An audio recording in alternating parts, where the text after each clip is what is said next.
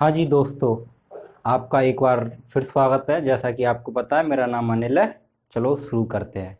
आज बात 2 जुलाई की, और 2 जुलाई को जो भी घटना घटी है हमारे इतिहास में, हम उन पर चर्चा करते हैं जो पेपर की दृष्टि से इम्पोर्टेंट है। पहली जो घटना है 1757 की है, 2 जुलाई की।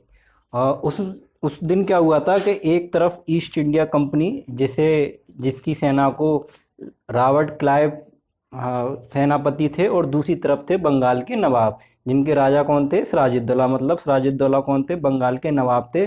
और उनके साथ था मीर कासिम। यह युद्ध 23 जून को शुरू हुआ था, और 23 जून को युद्ध शुरू होने के बाद मीर जाफर जो है वो लॉर्ड क्लाइव के साथ हो गया और बंगाल के नवाब को धोखा दे दिया, जिससे सिराजुद्दौला की हत्या कर दी गई। और उसी दिन से यानी 2 जुलाई से भारत में ईस्ट इंडिया कंपनी का सीधा शासन शुरू हो गया। यानी अंग्रेजों के शासन की जो शुरुआत है वो प्लासी के युद्ध से मानी जाती है, और यह भारत के इतिहास का काला दिन कहा जाता है। पेपर में केवल इतना आ सकता है कि प्लासी का युद्ध कब हुआ था, तो 2 जुलाई को तो नतीजा हुआ था, लेकिन पेपर में 23 जून का ऑप्शन जरूर होगा। 23 जून ही राइट आंसर है। और किसके बीच में हुआ था? तो बंगाल के नवाब हैं, सिराजुद्दौला थे, और जो धोखा किसने दिया था? मीर जाफर ने दिया था। इतना पेपर में आएगा।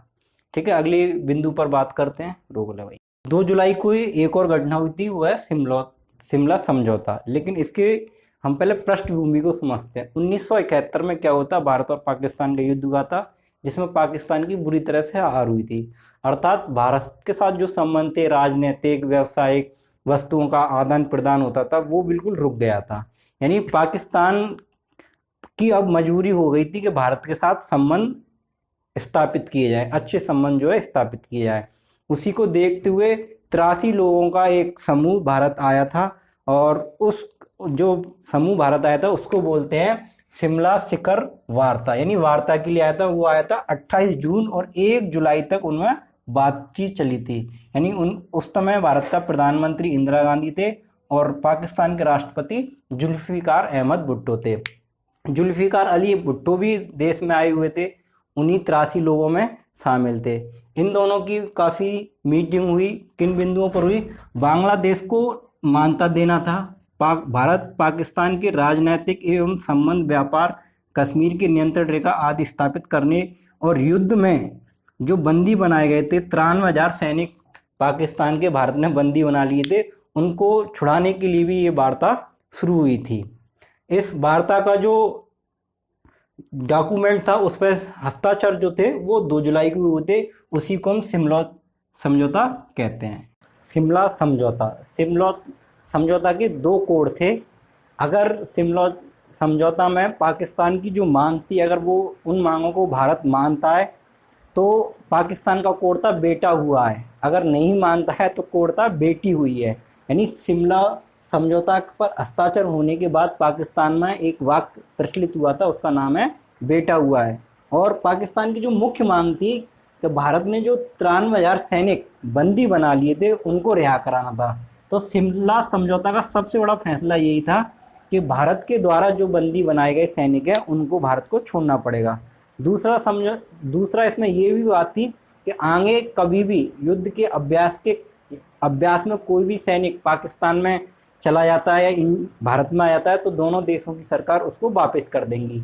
अभी हाल ही में सुना होगा अभिनंदन जो एयरक्राफ्ट क्रैश हुआ था, उसमें जो पाकिस्तान में गिर गए थे और उसको 4-5 दिन में के बाद भारत को लौटाना पड़ा था, वो भी एक शिमला समझौता की ही शर्त है।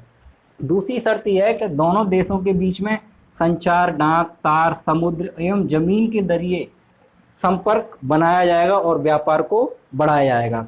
और भी ये शर्त थी कि अगर कभी भी भारत और पाकिस्तान में विवाद की स्थिति उत्पन्न होती है तो इस विवाद को सुलझाने की स्थिति में केवल भारत और पाकिस्तान ही बैठकर सुलझाएंगे, किसी भी अन्य देश की मध्यस्थता स्वीकार नहीं होगी कि कोई तीसरा देश आके इनमें समझौता कराएगा। इस शर्त पर दोनों देशों के इंदिरा गांधी और जुल्फिकार अली भुट्टो ने हस्ताक्षर किए हैं। कभी भी जब हमारे दोनों देशों के बीच में कोई विवाद होगा, उसका निष्कर्ष निकालना होगा या हल करना होगा, उसको दोनों देश ही बैठ के करेंगे, तीसरे देश की मध्यस्थता नहीं होगी।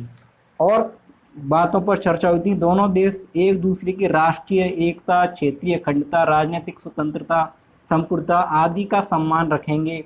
भारत पाकिस्तान की सेनाएं अंतर्राष्ट्रीय सीमा से अपनी तरफ वापस लौट जाएंगी।